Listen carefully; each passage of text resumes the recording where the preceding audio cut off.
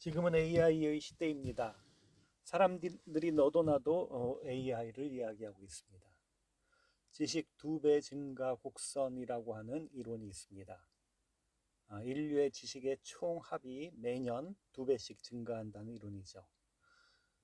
1900년대 이전까지는, 즉 산업화 이전 시기까지는 매 100년마다 지식이 2배씩 증가하였는데 1900년대 이후로부터는 매 25년마다 지식의 총량이 2배씩 증가하더니 1990년대 정보화 시대, 우리 손에 컴퓨터가 일상화된 시대부터는 매년 전 인류의 지식이 2배씩 증가하고 있습니다. 이러한 증가 속도는 2030년이 되면 3일마다 2배씩 지식이 증가하게 된다고 합니다. 10여 년 전에, 10년 전에 알파고가 나와서 세계 바둑 최강인 이세돌 선수를, 이세돌 구단을 꺾었던 것을 우리는 알고 있습니다. 지금은 이 알파고가 더욱 업그레이드 되어서 이 알파고 버전업된 알파고들을 이길 수 있는 프로 바둑 기사는 이 세상에 없습니다. 이러한 현상은 비단 바둑계뿐만이 아니라 의사 또는 변호사 또는 회계사 또는 컴퓨터 프로그래머 할 것 없이 이들이 수행하는 이들의 능력을 넘어서고 있습니다. 이제 AGI라고 하는 것이 등장하게 되는데요. 이 모든 기능들을 하나로 합쳐 놓을 수가 있겠죠. 이렇게 합쳐 놓게 되면 실로 인간의 지능을 넘어서는 AI가 발생하는 만들어지는 날도 우리 눈앞에 와 있습니다. 인간의 지능과 이 AI의 지능을 서로 동일선상에 놓고 비교하는 것이 적절한가 하는 의문이 있지만은 분명 인간의 지식을 뛰어넘는 기계의 등장은 이제 시간 문제일 것 같습니다. 오늘 본문에서는 하나님께서 천지를 창조하시고 아담과 하와를 에덴 동산에 두신 후에 그들에게 주신 첫 명령입니다. 그들에게 주신 소명과 허용과 금령을 기능이 나옵니다. 먼저 인간에게 주신 소명입니다. 15절입니다. 여호와 하나님이 그 사람을 이끌어 에덴 동산에 두어 그것을 경작하며 지키게 하시고, 하나님께서는 에덴 동산에 둔 사람이 에덴 동산을 경작하고 지키게 하셨다라고 되어 있습니다. 이것은 하나님께서 우리 각자에게 일을 하도록 하시고 우리에게 맡겨진 일이 있다는 것입니다. 그것은 이 세상을 온전히 돌보고 관리하고 온전히 지켜내는 것입니다. 우리는 부모는 부모로서, 또 목사는 목사로서, 또 자녀는 자녀로서, 또 각 자녀로서 주어진 일에 소명감을 가지고 충성되고 성실하게 일해야 합니다. 두 번째, 하나님께서 허용하신 범위입니다. 16절입니다. 여호와 하나님이 그 사람에게 명하여 이르시되 동산 각종 나무 열매는 내가 임의로 먹되. 하나님은 인간에게 동산에서 나는 모든 열매는 마음대로 마음껏 먹으라고 하셨습니다. 여러분, 하나님은 우리가 어떻게 하나, 또는 우리가 죄를 짓나 안 짓나 하는 것을 가만두고 보자 하고 감시하는 그런 분이 아니라 좋으신 하나님, 선하신 하나님이십니다. 우리가 하나님과의 풍성한 관계 속에서 생육하고 번성하며 하나님 베풀어 주신 복을 마음껏 누리는 가운데 기쁨과 감사가 가득한 삶을 살아가야 합니다. 고린도전서에서 사도 바울은 우상에게 바쳐졌던 제물을, 고기를 먹는 문제와 관련하여 이렇게 교훈합니다. 그리스 사도 바울 당시 그리스에는 전역에는 수많은 신전들이 세워져 있습니다. 그 신전, 도시 중앙의 신전에서 제사를 드린 후에 시장에 나와서 팔리는 고기를 먹어야 하느냐 하는 문제와 관련하여 고린도서 6장 12절 이렇게 말합니다. 모든 것이 내게 가하나 다 유익한 것이 아니요 모든 것이 내게 가하나 내가 무엇이든 얽매이지 아니하리라. 고린도서 10장 23절에서도 모든 것이 가하나 모든 것이 유익한 것은 아니요 모든 것이 가하나 모든 것이 덕을 세우는 것은 아니니. 우리 그리스도인들은 이제 더 이상 율법의 조문에 얽매여서 이 율법을 행함으로써 하나님 앞에 의롭다라고 받아들여지는 것이 아닙니다. 오직 예수님을 믿는 믿음으로 말미암아 의롭게 여겨지게 됩니다. 하나님께서는 모든 것이 가하다라고 하는 고린도전서의 권면의 다음 구절에서 이렇게 권면합니다. 누구든지 자기의 유익을 구하지 말고 남의 유익을 구하라. 여러분, 율법의 완성은 이웃 사랑입니다. 그러므로 우리의 주변에 있는 우리 모든 행위의 기준은 자신의 유익이 아니라 다른 사람의 유익이어야 합니다. 세 번째입니다. 하나님께서 금하신 금령입니다. 17절입니다. 선악을 알게 하는 나무의 열매는 먹지 말라. 내가 먹는 날에는 반드시 죽으리라 하시니라.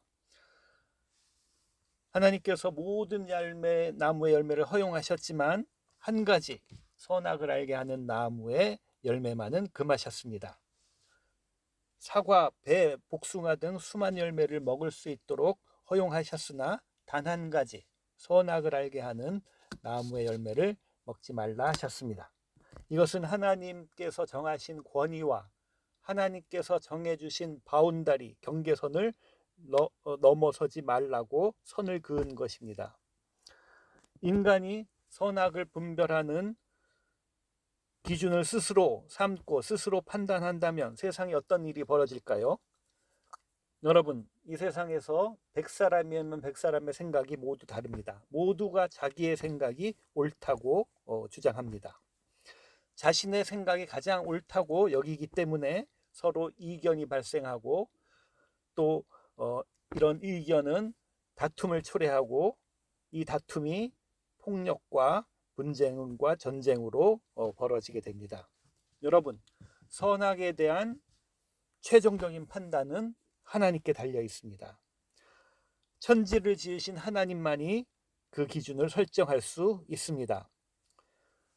그러므로 하나님을 반대하는 것은 그것이 인간적인 기준에서 아무리 선하고 아름답고 합리적이라 할지라도 악일 수밖에 없습니다. 그런 의미에서 공산주의가 끔찍한 악인 이유는 그들이 하나님을 공개적으로 반대하기 때문입니다.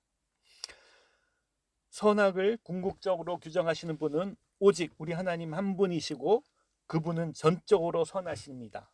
하나님은 선 그 자체이십니다.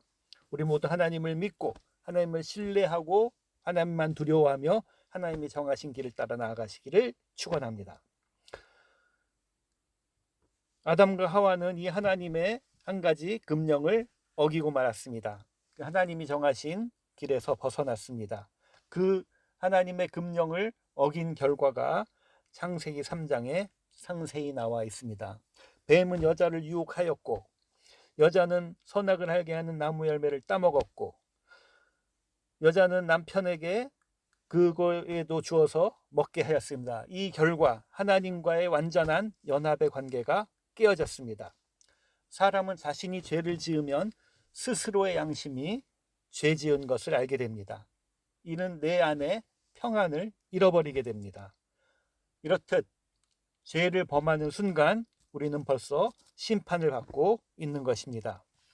도스토옙스키의 소설의 죄와 벌이라는 소설에서 보면 주인공 라스콜리니코프는 고리대 영업자인 노파를 살해합니다.